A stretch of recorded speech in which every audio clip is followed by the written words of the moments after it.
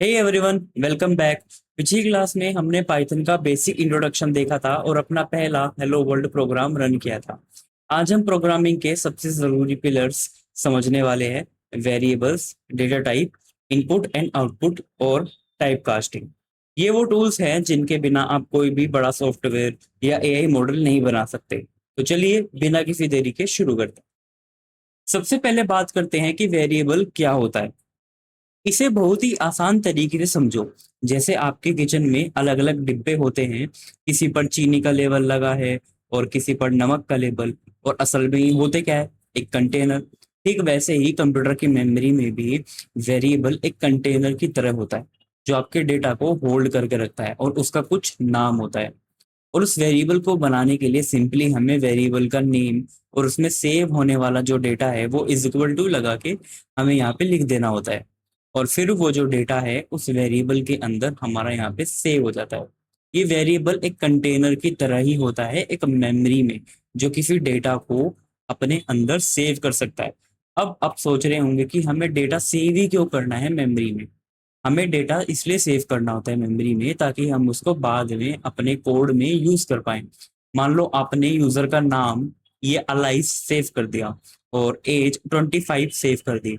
अब क्यों करी? क्योंकि आपको हो सकता है उसको बाद में यूज करना हो, लेकिन अगर आप उसको सेव नहीं करोगे तो ये डिलीट हो जाएगा और हमारा प्रोग्राम फिर इसको बाद में यूज कैसे करेगा? तो उसको सेव तो वहीं पे रखना पड़ेगा। तो कैसे सेव करेंगे? With the help of variable, जो एक कंटेनर की तरह होता है और जो मेमोरी में हमारे डेटा को होल्ड करके रखता है ताकि हम उसको बाद में यूज कर पाए। तो यहाँ नेम एक वेरिएबल है जिसके अंदर अलाइस डेटा स्टोर है, और एज भी एक वेरिएबल है जिसके अंदर 25 डेटा स्टोर है। लेकिन किसी भी वेरिएबल का नाम रखने के लिए कुछ रूल्स होते हैं जिनका ध्यान रखना बहुत जरूरी है। और वो रूल्स कुछ इस तरीके से हैं। पहला रूल ये है कि हम यहाँ पे सिर्फ अल्फाबेटिकल कैरेक्टर्स, डिजिट्स और अंडरस्कोर ही यूज में ले सकते हैं। पाइथन में आप सिर्फ अंडरस्कोर, डिजिट्स और कैरेक्टर्स को ही यहाँ पे यूज कर सकते हो वेरिएबल का नाम बनाते समय। दूसरा रूल ये है कि आप नंबर से स्टार्टिंग नहीं कर सकते वेरिएबल की। अगर आपने वन यूजर या फिर 1 2 3 यूजर यहाँ पे यूज किया है तो ये गलत नेम है, आप इनको यूज में नहीं ले सकते क्योंकि ये नंबर, क्योंकि आप इसमें नंबर से स्टार्ट कर रहे हो वेरिएबल का नाम। आप नंबर से किसी वेरिएबल के नाम को स्टार्ट नहीं कर सकते। ये रूल होता है। तीसरा रूल ये है कि आप कोई भी स्पेस या फिर स्पेशल कैरेक्टर ऐड नहीं कर सकते। अगर आपने स्पेस या फिर कोई स्पेशल कैरेक्टर ऐड किया है अंडरस्कोर के अलावा, जैसे कि @ हैशटैग, हाइफन, तो वो गलत वेरिएबल नेम है और पाइथन वहां पे एरर देगा। तो अगर आप इसको फॉलो करके चलोगे तो पाइथन खुश होगा, हैप्पी होगा। बट अगर आप इनमें से कोई भी रूल ब्रेक करते हो तो पाइथन वहां पे एरर थ्रो करेगा। आपको पहले फिर उसको फिक्स करना पड़ेगा।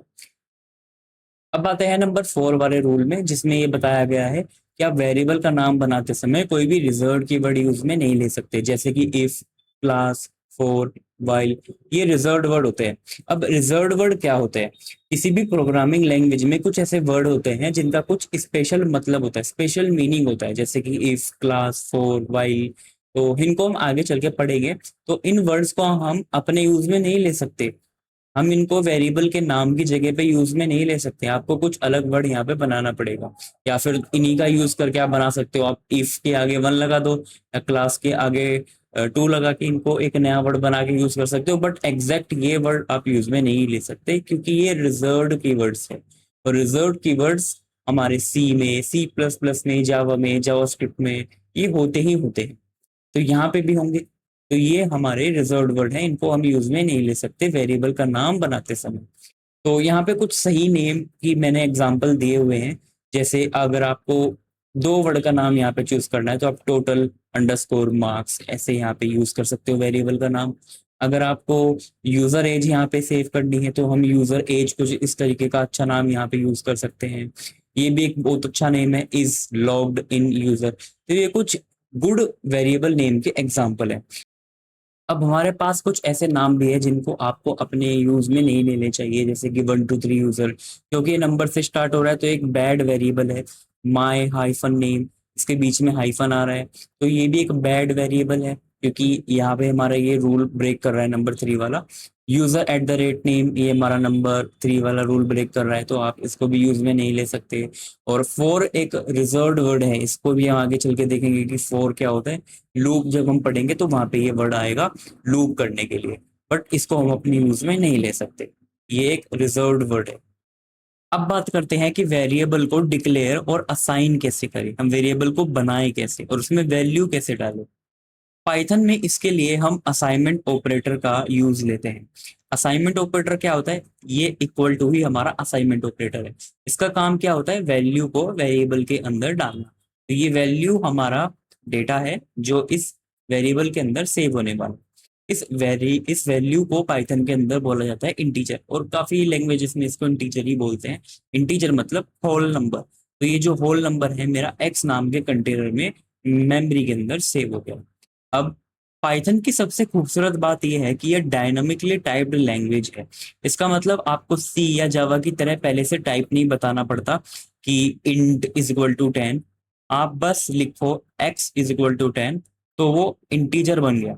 और अगर आप लिखोगे name is equal to hello या फिर X is equal to hello, तो वो अपने आप ही स्ट्रिंग डेटा टाइप बन जाएगा। ये पाइथन अपने आप करता है, आपको बताने की जरूरत नहीं है कि ये 10 इंटीजर होगा, ये हेलो स्ट्रिंग होगा। ये पाइथन अपने आप ही देख लेती है कि इसका टाइप क्या है, और वो ऑटोमेटिक डायनामिकली तरीके से इस टाइप को डिफाइन कर देती है अपने वेरिएबल के अंदर, अपनी मेमोरी के अंदर। इतना ही नहीं, आप वैल्यू को कभी भी रीअसाइन कर सकते हो। रीअसाइन मतलब कि मान लो आपने एक्स के अंदर अभी 10 वो स्टोर किया है, और बाद में आपने नेक्स्ट लाइन में लिख दिया X is equal to hello, तो इस 10 को ये हेलो ओवरराइट कर देगा। अब इफ 10 की जगह पे आपकी मेमोरी में हेलो आ जाएगा। तो अगर आपको हेलो भी सेव रखना है और 10 भी सेव रखना है, तो आपको नया नेम यहाँ पे यूज करना पड़ेगा। अगर आप सेम नेम यूज करोगे तो क्या हो जाएगा, ये वेरिएबल हमारा दोबारा से असाइन हो जाएगा। यहाँ पे ये जो 10 है ये हट जाएगा और उसकी जगह पे आ जाएगा हेलो। और एक्स जो कि पहले इंटीजर था वो अपने आप स्ट्रिंग बन जाएगा, क्योंकि अब उसमें स्ट्रिंग हेलो है, अब उसमें डेटा 10 नहीं है। अगर आपको एक ही लाइन में कई वेरिएबल बनाने हैं तो पाइथन में वो चुटकियों का काम है। कैसे, आपको मान लो ए के अंदर 1 स्टोर करना है, बी के अंदर 2 स्टोर करना है, सी के अंदर 3 स्टोर करना है, तो आप इसको ऐसे लिख सकते हैं अलग अलग लाइन में लिखने की बजाय। जैसे हम किसको कैसे करते, A is equal to 1, B is equal to 2, C is equal to 3, तो 3 लाइन हमारी यहाँ पे वेस्ट हो जाती। बट हम अलग अलग लिखने की बजाय इसको ऐसे भी लिख सकते हैं। लेकिन अगर हमें सेम ही वैल्यू सेव रखनी है, अलग अलग नहीं, तो हम क्या करेंगे, हम कुछ इस तरीके से x is equal to Y is equal to Z is equal to 100, इस तरीके से यहाँ पे सेम वैल्यू रख के अलग अलग वेरिएबल में उस वैल्यू को सेव कर सकते हैं। यहाँ पे वेरिएबल एक्स वाई जेड का मैंने एग्जांपल लिया, आप यहाँ पे कुछ भी लिख सकते हो, उसके अंदर ये सेम वैल्यू स्टोर हो जाएगी। तो वेरिएबल 3 और हमारी वैल्यू 1, तो यहाँ पे 3 लाइन का काम एक लाइन में हो गया, और यहाँ पे भी हमारा काम 3 लाइन का एक लाइन में हो गया। तो अगर हमारे पास अलग अलग वैल्यू है तो ये वाला स्ट्रक्चर आप यूज करोगे, बट अगर आप सेम वैल्यू यूज कर रहे हो तो आप ये वाला स्ट्रक्चर यूज करो। अगर कभी आपको कंफ्यूजन हो कि किसी वेरिएबल में किस डेटा का टाइप क्या रखा गया है, उसका टाइप क्या है, तो पाइथन का एक इनबिल्ड फंक्शन होता है जिसको हम बोलते हैं टाइप फंक्शन। ये आपकी काफी मदद करेगा। बस आपको लिखना है प्रिंट टाइप और उस वेरिएबल का नेम जिसका आप टाइप चेक करना चाहते हो, ये इमीडिएटली उसका टाइप आपको शो कर देगा। तो अगर मैंने एक्स के अंदर कोई इंटीजर डेटा रखा हुआ है तो यहाँ पे वो कुछ इस तरीके से क्लास इंट शो कर देगा। अब इन सब चीजों को एक बार करके देखते हैं, ये सब मैंने जितनी चीजें आपको बताई है इनको एक बार करके देखते हैं। तो यहाँ पे मैंने पाइथन का आइडियली ओपन करके रखा हुआ है। हम पहले यहाँ पे एक नई फाइल बनाते हैं और उसको सेव करते हैं। पहले सेव एज, डेस्कटॉप में हमारा एक पाइथन फोल्डर है, ये रहा। इसको ओपन करेंगे और उसका फाइल का मैं नाम लिख देता हूँ वेरिएबल, और डॉट पी वाई एक्सटेंशन लगाना मत भूलना, एंड सेव। तो सबसे पहले मैं क्या करता हूँ, यहाँ पे एक्स के अंदर यहाँ पे 10 स्टोर करते हैं और उसको प्रिंट करके देखते हैं, प्रिंट एक्स। अब इसको रन करते हैं, रन रन मॉड्यूल। और ये मुझको सेव करने को बोल रहे हैं कि आपने फाइल को सेव नहीं किया है, तो इसको हम सेव करते हैं। मैंने कहा ओके ठीक है, सेव कर दो, और ये हमारा प्रिंट यहाँ पे हो जाएगा। आप सोच रहे होंगे हमने तो सेव पहले ही कर दिया था, बट मैंने उसको यहाँ पे कुछ चीजें भी तो लिखी थी ना, तो ये लिखने के बाद भी तो हमको सेव करना पड़ता है। तो वो अगर आप सेव नहीं करोगे तो ये आपसे रन करने से पहले उसको सेव करने को बोले। तो यहाँ पे हमारा 10 इजीली प्रिंट हो गया।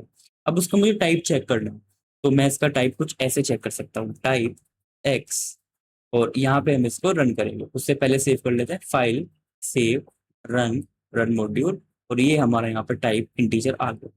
बट अगर मैं सेम इसको x is equal to hello यहाँ पे करूँ, जो मैंने वहां पे बताया था कि हम एक वैल्यू को रीअसाइन भी कर सकते हैं, तो अब इसको सेव करके फिर से प्रिंट करके देखते हैं, रन और रन मॉड्यूल। तो आप इसका यहाँ पे टाइप देख सकते हो, स्ट्रिंग। ये क्यों हुआ? क्योंकि ये 10 इस वाली वैल्यू से रिप्लेस हो चुकी है, मतलब ये हेलो हमारा 10 की जगह पे अब आ चुका, और इसी का यहाँ पे हमें टाइप दिख रहा है जो कि है स्ट्रिंग। इनको भी एक बार रन करके देख लेते हैं। सबसे पहले मैं आपको अलग अलग वैल्यू को सेव करके दिखाऊंगा, फिर इसको हम एक लाइन में करके देखेंगे। तो ए के अंदर मैं यहाँ पे 1 स्टोर कर रहा हूँ, बी के अंदर हम यहाँ पे 2 स्टोर कर रहे हैं, सी के अंदर हम यहाँ पे 3 स्टोर कर रहे हैं, और हम उसको ही यहाँ पे प्रिंट कर रहे हैं, ए कोमा बी कोमा सी। हाँ, हम ऐसे कोमा सेपरेटेड वैल्यूज का यूज करके भी एक ही प्रिंट में सब कुछ प्रिंट करके देख सकते हैं। तो सेव, और हम यहाँ पे रन करेंगे। देखो ये हमारा 1 2 3 प्रिंट हो गया। बट मैं इसको एक लाइन में भी कर सकता था, जैसे हमने यहाँ पे देखा था।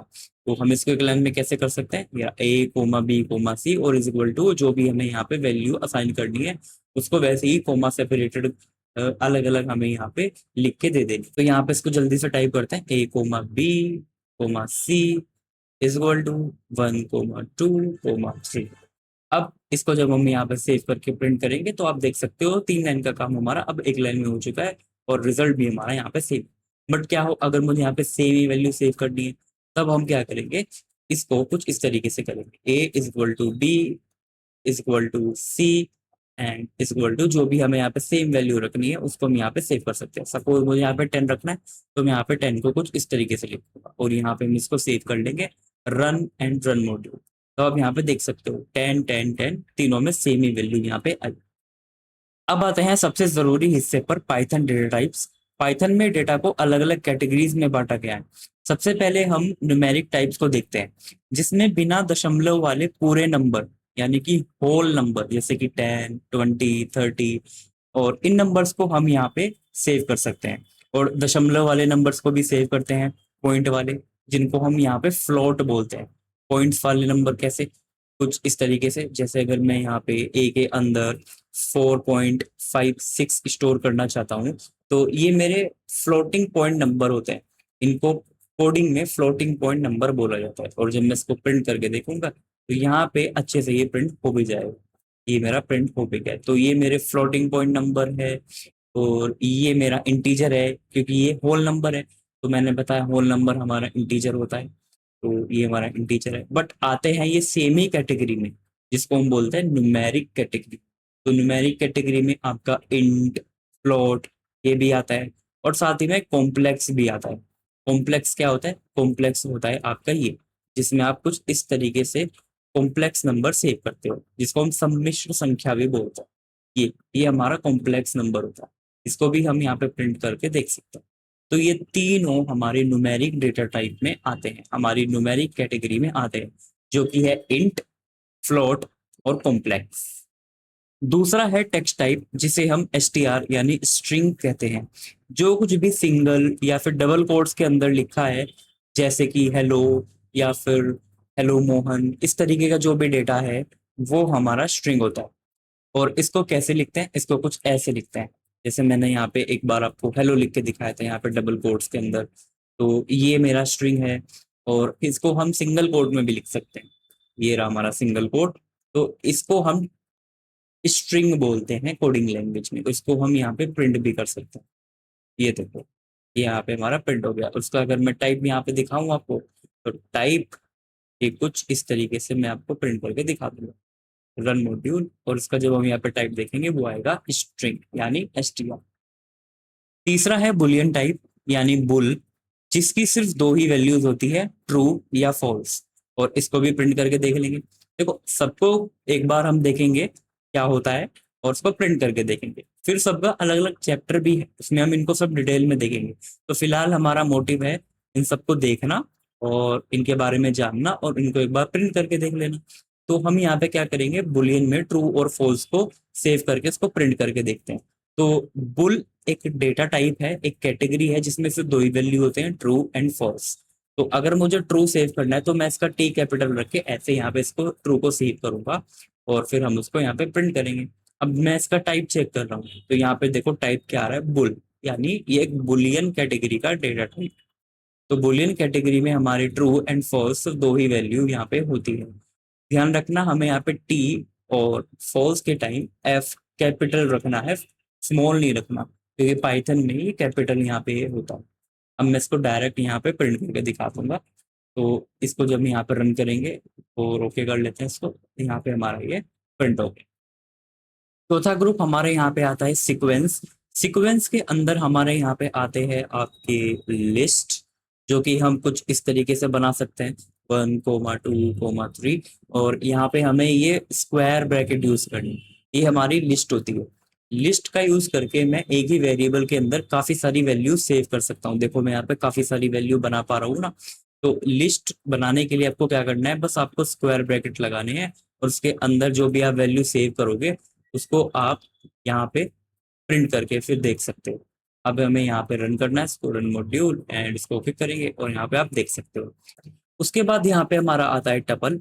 टपल को हम यहाँ पे पेरेंथेसिस का यूज करके बनाते हैं। अब टपल एक इम्यूटेबल डेटा टाइप है। अब इम्यूटेबल क्या है, इम्यूटेबल क्या है, इसको हम नेक्स्ट चैप्टर में देखेंगे। फिलहाल अभी सिर्फ ये देखो कि टपल एक ऐसा डेटा टाइप है जिसमें जो भी हमने वैल्यू यहाँ पे डाल दी उसको आप चेंज नहीं कर सकते। आपने एक बार इसमें 1, 2, 3 स्टोर कर दिया तो आप इसको अब चेंज नहीं कर सकते।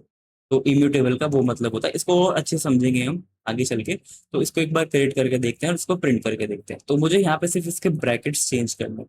यहाँ पे ये वाले ब्रैकेट यूज करने हैं, पैरेंथेसिस, और इसको सेव करके मैं रन करता हूँ, रन मॉड्यूल, और ये हमारा यहाँ पे प्रिंट हो गया। ये हमारा यहाँ पे टपल है। अब सीक्वेंस के अंदर एक चीज और आती है जो कि आती है यहाँ पे रेंज। रेंज में हमें बस यहाँ पे बताना पड़ता है कि आपको कहाँ से कहाँ तक की नंबर चाहिए, मतलब आपको सिर्फ यहाँ पे एक रेंज देनी है। तो मैं 1 से 10 तक नंबर चाहता हूँ, तो बस आपको इस तरीके से रेंज दे देनी है, और फिर आप उसको प्रिंट करके देख सकते हो। तो उस रेंज को भी बनाते हैं। रेंज को बनाने के लिए आपको यहाँ पे रेंज फंक्शन का यूज लेना पड़ता है। तो यहाँ पे लिखना है रेंज, और सबसे पहले आपको स्टार्टिंग नंबर बताना है। यहाँ पे ये आपसे पूछ रहा है स्टार्ट जहां से आपको करना है वो बताओ, फिर आपको उसको कहाँ पे स्टॉप करना है वो बताओ। मुझे यहाँ पे स्टॉप करना है। बट ध्यान रखना, अगर आपने यहाँ पे 20 लिखा है तो ये आपका 19 में स्टॉप होगा।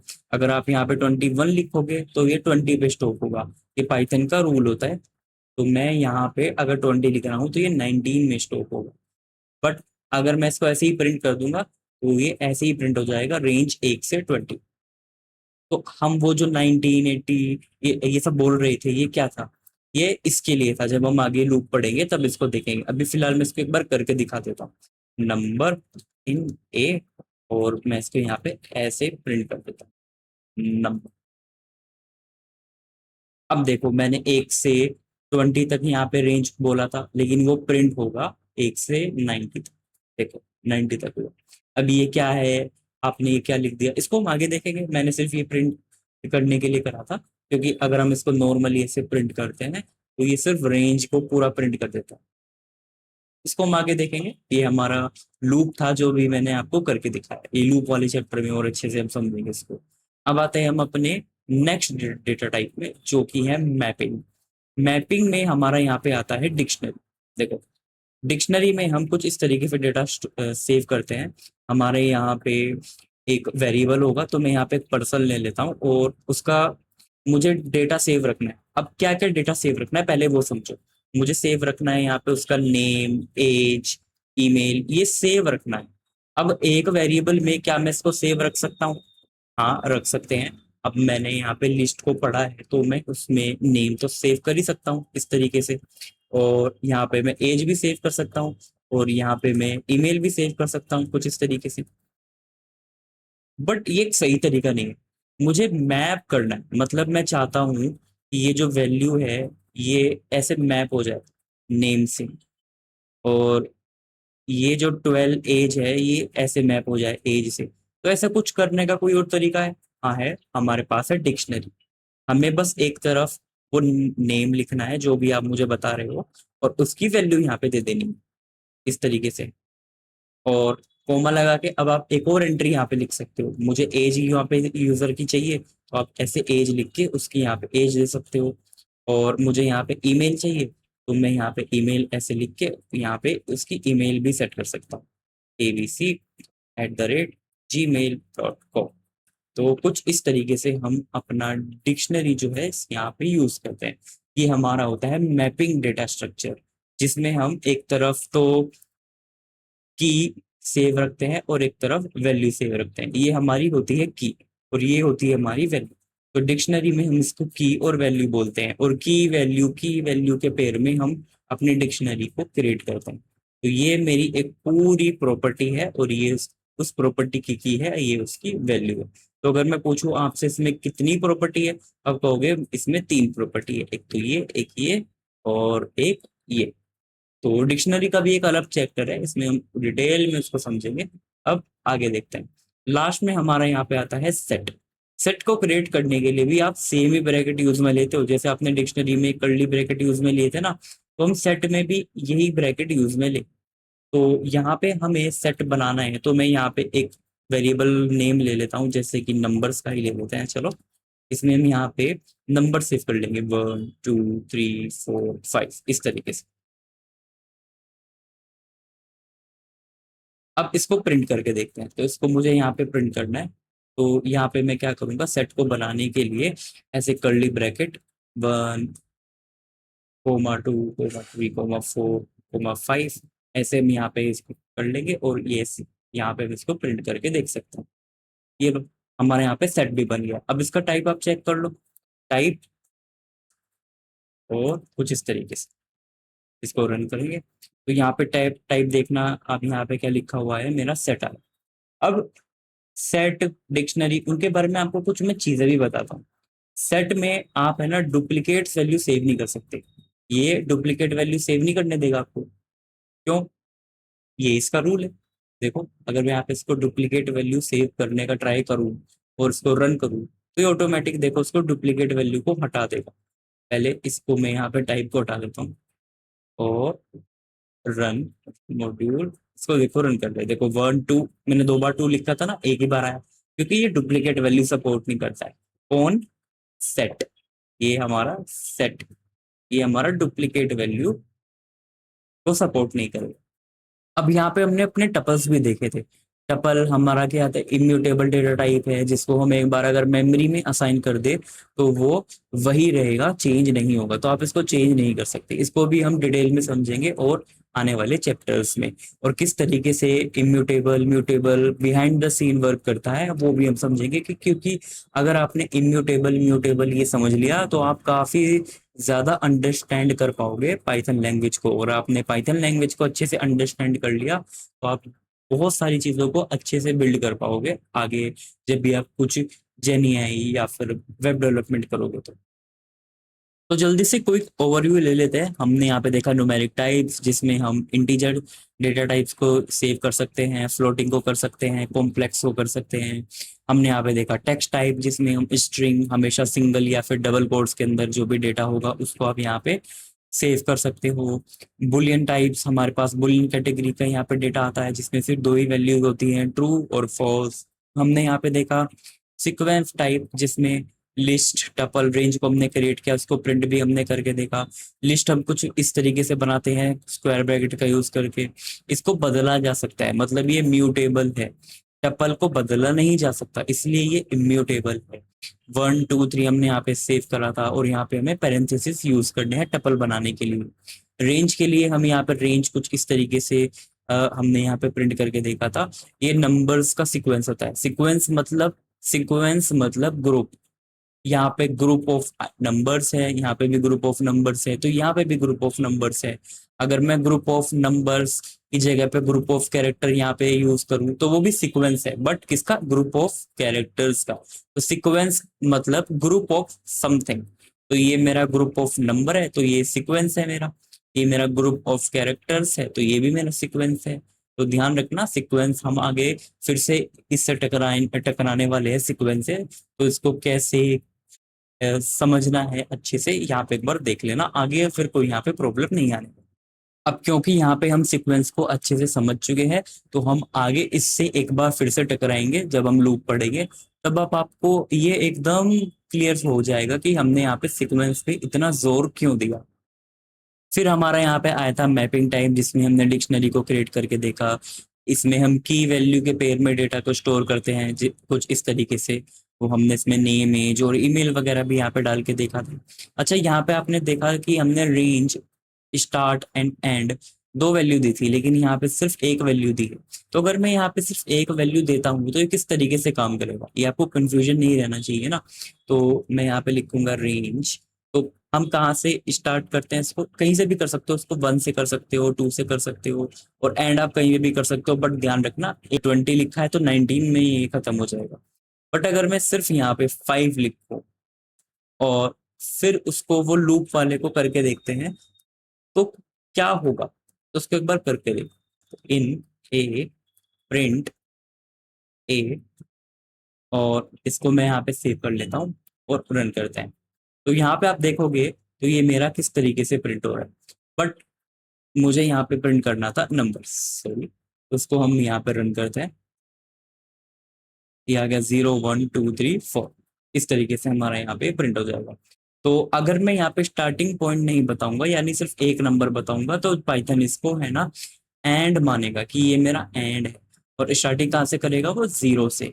और मैंने जो बताया था कि जो एंड नंबर होता है वो एक पहले ही खत्म हो जाता है, यानी 1 डिजिट पहले ही ये खत्म हो जाएगा। तो यहाँ पे क्या प्रिंट होगा, हमारा 4। और लास्ट में हमने यहाँ पे देखा था सेट टाइप्स, जिसमें हमने यहाँ पे सेट बनाए थे। सेट सिर्फ यूनिक वैल्यू को ही सेव रखता है, इसमें कोई भी डुप्लीकेट वैल्यू सेव नहीं होती। तो अगर आप इसमें डुप्लीकेट वैल्यू सेव करने का ट्राई करोगे तो वो ऑटोमेटिक इसको रिमूव कर देगा। तो ये सिर्फ यूनिक वैल्यू को सेव रखने के लिए यूज होता है। अब डेटा तो समझ आ गया, लेकिन इस डेटा को स्क्रीन पर दिखाना और यूजर से नया डेटा कैसे लेना है, ये कैसे करें। स्क्रीन पर डेटा को दिखाने के लिए हमने यहाँ पे प्रिंट फंक्शन देखा, जिसको हम आउटपुट के लिए यूज करते हैं। बट अगर मुझे इनपुट लेना है यूजर से, तो मैं इसको कैसे करूँ। तो उसके लिए ही हमारे यहाँ पे कुछ फंक्शंस आते हैं, उसको देखते हैं। प्रिंट फंक्शन तो हमने यहाँ पे देख लिया था, ये मैसेज को प्रिंट करने के काम आता है। और हम अलग अलग तरीके से भी मैसेज को प्रिंट कर सकते हैं। सबसे पहले हम यहाँ पे देखते हैं दी कोमा मेथड, स्टेप 1 वाला। आप नीचे से यहाँ पे देखते हुए चलो, तो स्टेप 1 वाला हम यहाँ पे करके देखते हैं। इसमें हम यहाँ पे क्या कर रहे हैं, इसमें सबसे पहले हम यूजर नेम को एक सेव कर रहे हैं। तो मैं यहाँ पे यूजर नेम को यहाँ पे सेव कर लेता हूँ वेरिएबल के अंदर। और फिर हम इसको एक मैसेज के अंदर प्रिंट करना चाहते हैं। कैसे, कुछ इस तरीके से मैं चाहता हूँ हेलो के बाद मेरा नेम यहाँ पे ऐसे प्रिंट होकर आए। बट मैं तो इसको ऐसे डायरेक्ट लिख रहा हूँ, मैं चाहता हूँ इसके अंदर की जो भी वैल्यू है वो हेलो के बाद यहाँ पे इसके आगे अपने आप ऐड हो जाए। तो मुझे क्या इसको ऐसे लिखना पड़ेगा क्या, यूजर नेम। बट ये ऐसे काम नहीं करेगा, ये तो direct hello user name print कर देगा। तो मुझे क्या करना है, मुझे ये यहाँ पे ऐसे नहीं लिखना। तो मैं यहाँ पे क्या करूंगा, कोमा लगा के यूजर नेम ऐसे लिख सकता हूँ। अब होगा क्या, पाइथन इसमें से अपने आप इसकी वैल्यू को यहाँ पे ऐड कर देगा।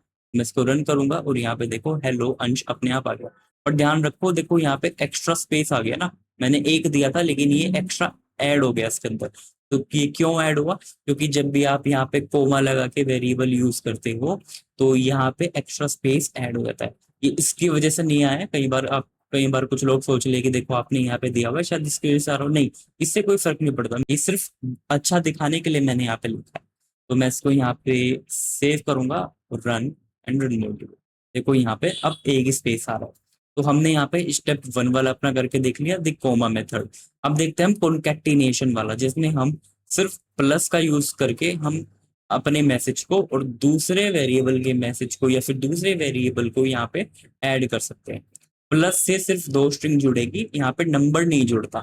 ओके, तो क्या करेंगे, हम यहाँ पे इसको प्रिंट कर लेते हैं। तो प्लस मैं यहाँ पे लिखूंगा, फाइल में जाएंगे, सेव करेंगे और रन कर लेंगे, और यहाँ पे देखो ये आ गया। बट इसमें स्पेस आपको खुद ऐड करना पड़ता है, ध्यान रखना। तो यहाँ पे मुझे स्पेस यहाँ पे खुद से ऐड करना पड़ेगा।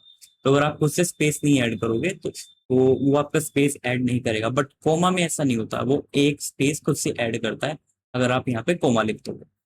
अब हम आते हैं फॉर्मेटेड स्ट्रिंग यानी कि स्टेप थर्ड में। अब हम आते हैं स्टेप थ्री यानी कि फॉर्मेटेड स्ट्रिंग वाले मेथड में। ये एक मॉडर्न और अच्छा तरीका है मैसेज और अपने वेरिएबल की वैल्यू को प्रिंट करने का। इसमें क्या होगा, इसमें स्ट्रिंग के आगे बस मुझे एफ लगाना है और कर्ली ब्रैकेट में अपने वेरिएबल का नाम लिख देना है। ये पढ़ने में भी आसान होता है, लिखने में भी। तो कैसे यूज करेंगे, देखो इसको करके देखते हैं। पहले मुझे इसको ऐसे लिखना है, ये हेलो, हो गया।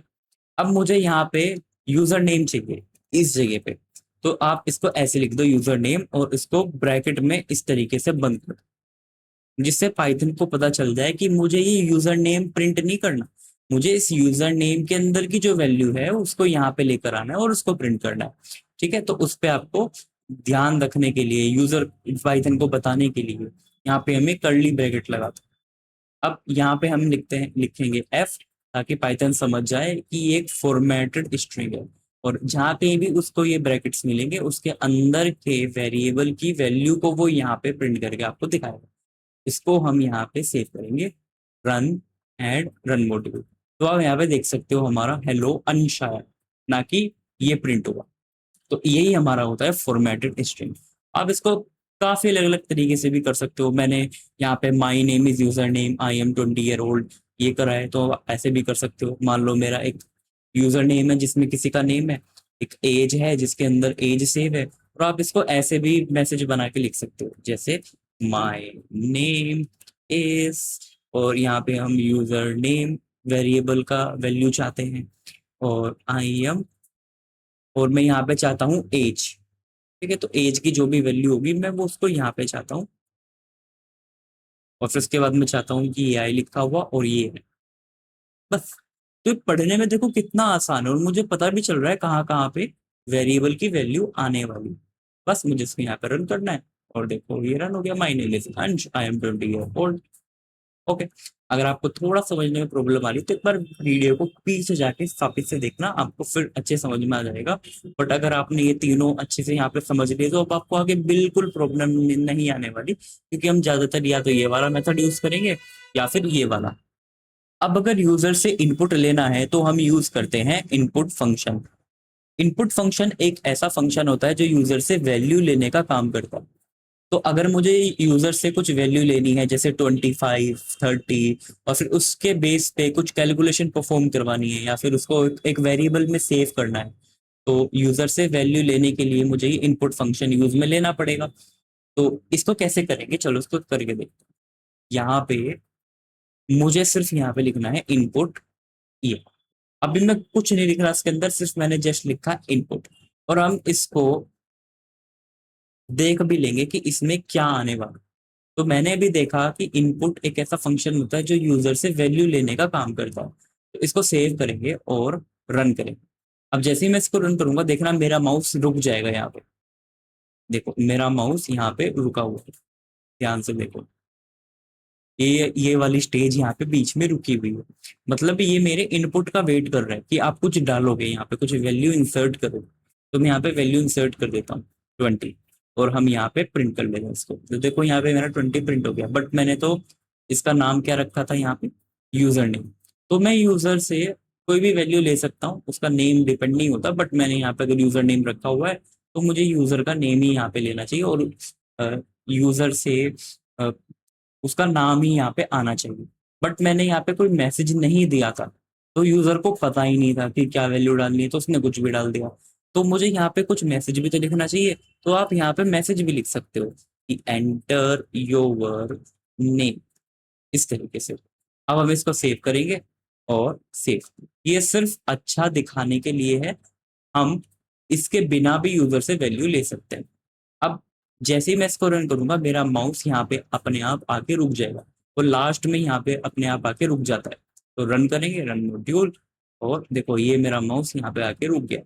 अभी मुझसे इनपुट मांग रहा है कि प्लीज आप अपना इनपुट एंटर करिए, तो मैं यहाँ पे इनपुट डाल देता हूँ। अब मुझे पढ़ के क्लियर हो पा रहा है ना कि मुझे क्या वैल्यू डालनी है। अब मैं इसको यहाँ पे डाल के यहाँ पे प्रिंट कर सकता हूँ। अब इनपुट फंक्शन का एक गोल्डन रूल है, उसको याद रखना।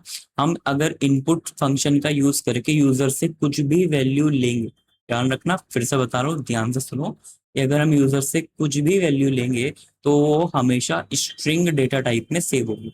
मतलब अगर मैं यूजर से उसकी एज ले रहा हूँ, एंटर ओवर एज, और यहाँ पे हम ले लेते हैं एज और एज, और उसको मैं टाइप चेक करके भी अगर देखूं और सेव करके इसको रन करूं, तो आपने जैसे बोला था कि 25 हम यहाँ पे डालेंगे और इसको एंटर करके देखेंगे तो यहाँ पे इसका टाइप स्ट्रिंग आएगा। अरे यहाँ तो सच में स्ट्रिंग आ रहा है। तो इसका क्या सोल्यूशन है? इसका सोल्यूशन आसान है, बस इसको है ना इंट के अंदर रैप कर दो। ऐसे इंट, मतलब हम पाइथन को बोल रहे हैं कि इसका जो भी डेटा टाइप है उसको इंटीजर में चेंज करके यहाँ पे प्रिंट, इसको इसको एज में सेव करना। तो अब यहाँ पे ये इंटीजर में कन्वर्ट होके सेव होगा, देखो इंट। ऐसे हम इसको फ्लोट में भी कन्वर्ट कर सकते हैं, फ्लोट, और रन मॉड्यूल। ओके, ये देखो, हम अगर मैं इंटीजर में भी यहाँ पे डेटा सेव करूंगा तो देखो फ्लोट में कन्वर्ट हो गया। ओके, तो आई थिंक आपको इनपुट अब काफी अच्छे से समझ में आ गया होगा। ये हमेशा स्ट्रिंग रिटर्न करता है, नंबर में। आप कुछ भी वैल्यू यहाँ पे सेव करोगे वो हमेशा स्ट्रिंग डेटा टाइप में ही सेव होगी। तो आपको उसको इंट में, फ्लोट में कन्वर्ट करना पड़ेगा अगर आप इंटीजर में या फ्लोट में वैल्यू चाहते हो जो भी यूजर ने डाली हुई।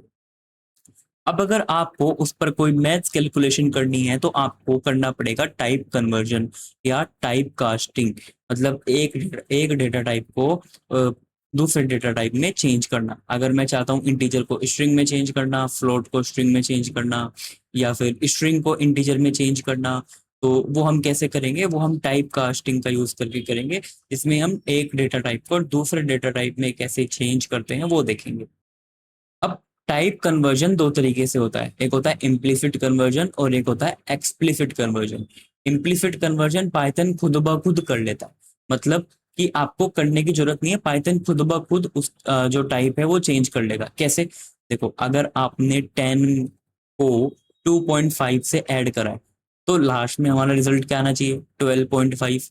तो ये आपका कन्वर्जन हुआ है, यहाँ पे इंट फ्लोट के साथ ऐड होके फ्लोट बन गया है। तो ये कन्वर्जन हुआ है यहाँ पे, ये हमारा इम्प्लिसिट कन्वर्जन है। बट एक्सप्लिसिट कन्वर्जन में क्या होता है? हम खुद जबरदस्ती उसको बदलते हैं। कैसे? जैसे स्ट्रिंग के अंदर 10 है तो हम उसको जबरदस्ती क्या करते हैं? स्ट्रिंग को नंबर में कन्वर्ट करते हैं कि भाई तुम नंबर हो, तुम नंबर में कन्वर्ट हो जाओ, तुम इंटीजर में कन्वर्ट हो जाओ। तो हम इसको इंटीजर में कन्वर्ट कर देते हैं। हम फ्लोट में भी कन्वर्ट कर सकते हैं। तो अगर मैं स्ट्रिंग को क्या करना चाहता हूँ, इंटीजर में कन्वर्ट करना चाहता हूँ, तो आप क्या करोगे? इंट फंक्शन का यूज करोगे। बट अगर मुझे फ्लोट में कन्वर्ट करना है तो मैं यहाँ पे फ्लोट फंक्शन का यूज करूंगा। तो इसको भी फटाफट करके देखते हैं। मैं यहाँ पे मैंने फ्लोट वाला करके दिखा दिया आपको, एक बार मैं स्ट्रिंग वाला आपको और करके दिखा देता हूँ। मान लो मेरे पास, सपोज मेरे पास यहाँ पे है एज, जिसके अंदर मैंने यहाँ पे 18 सेव किया है, और एक दूसरा वेरिएबल है स्ट्रिंग एज, जिसमें मैंने इस स्ट्रिंग फंक्शन का यूज लेके इस एज को स्ट्रिंग में कन्वर्ट कर दिया। अब मुझे इसको प्रिंट करना है, स्ट्रिंग एज, और उसका मुझे यहाँ पे टाइप भी चेक करना है, स्ट्रिंग एज। तो इसको अब सेव करके यहाँ पे प्रिंट करके देखते हैं, रन मॉड्यूल। तो आप देख सकते हो यहाँ पे ये मेरा स्ट्रिंग में कन्वर्ट हो चुका है। ऐसे ही अगर मुझे यहाँ पे फ्लोट में कन्वर्ट करना होता तो मैं फ्लोट में भी कन्वर्ट कर देता इसको, ये लो फ्लोट, तो ये फ्लोट में कन्वर्ट हो जाएगा। रन, रन मॉड्यूल, देखो मेरा फ्लोट में कन्वर्ट हो गया। अब मुझे बुलियन में कन्वर्ट करना है तो मैं बुलियन में भी कन्वर्ट कर सकता हूँ। तो मैं यहाँ पे बुलियन में कन्वर्ट करने के लिए बुल फंक्शन यूज में लूंगा। और हमने वहां पे देखा था कि नॉन जीरो वैल्यू अगर हम यहाँ पे पास करेंगे तो वो किस में कन्वर्ट होगा? ट्रू में। बट ये तो जीरो है तो ये किस में कन्वर्ट होना चाहिए? फॉल्स में। ऐसे ही अगर मैं यहाँ पे लिस्ट डाल दूं, हमने बोला था एम्प्टी वैल्यू को अगर कोई रिप्रेजेंट कर रहा है तो उसका फॉल्स आएगा रिजल्ट। तो ये भी तो एम्प्टी वैल्यू को रिप्रेजेंट कर रहा है ना, तो इसको रन करेंगे तो क्या आएगा? बताने की जरूरत नहीं होनी चाहिए, फॉल्स। तो अगर मेरा एम्प्टी सेट है ये, तो क्या आएगा? फॉल्स। तो यहाँ पे मेरा फॉल्स आएगा। बट ध्यान रखना, अगर मैं कभी भी इस तरीके से सेट बनाने का ट्राई करूंगा तो ये सेट नहीं बनेगा, ये एक मेरा डिक्शनरी है। मैं यहाँ पे सेट बनाने का ट्राई कर रहा हूँ ना, हाँ कर रहे हैं, बट ये मेरा डिक्शनरी है। क्यों? क्योंकि डिक्शनरी के लिए भी तो सेम ही सिंबल यूज होता है और सेट के लिए भी सेम ही सिंबल यूज होता है। तो अगर मुझे खाली डिक्शनरी बनानी है तो हम ऐसे नहीं बनाते, हम बनाते हैं ऐसे। सेट एक फंक्शन होगा जो खाली सेट बनाने के लिए यूज होता है, और हम इसमें है ना नंबर्स को पास करके एक सेट भी बना सकते हैं। इसको हम आगे देखेंगे और अच्छे से। फिलहाल अगर मुझे खाली यहाँ पे सेट बनाना है तो हम ऐसे बना सकते हैं। तो रन करेंगे इसको। ओके, और देखो ये मेरा फॉल्स आ गया क्योंकि ये खाली सेट है। और मुझे यहाँ पे एक डिक्शनरी अगर मैं बना के पास कर दूँ तो इसको मैं रन करूंगा और रन मोड फॉल्स। तो ये था वेरिएबल, डेटा टाइप्स और टाइप कास्टिंग का पूरा फंडामेंटल्स। अब क्लास खत्म करने से पहले आपके लिए कुछ प्रैक्टिस टास्क हैं, जिसमें आपको करना क्या है, आपको 4 वेरिएबल बनाने हैं, नेम, एज, प्राइस और इफ स्टूडेंट। फिर आपको इनका एक एक करके टाइप प्रिंट करके देखना है। उसके बाद आपको यहाँ पे क्या करना है, स्ट्रिंग 100 को इंट में बनाकर आपको उसको 50 से जोड़ना है। और फिर हमको क्या करना है, डिक्शनरी में अपना नाम, एज और वो भी आपको स्टोर करके प्रिंट करके देखना है। तो ये सारा काम आपको अभी क्लास खत्म होने के बाद है ना, अभी आपको इसको एक बार करके देखना है। तो अगर आपने इतना कर लिया तो बस आप अच्छे से इस चैप्टर की चीजों को समझ पाए हो। फिर अगली क्लास में हम ऑपरेटर्स एंड लॉजिक बिल्डिंग्स इस पे फोकस करेंगे। तो keep coding and keep practising.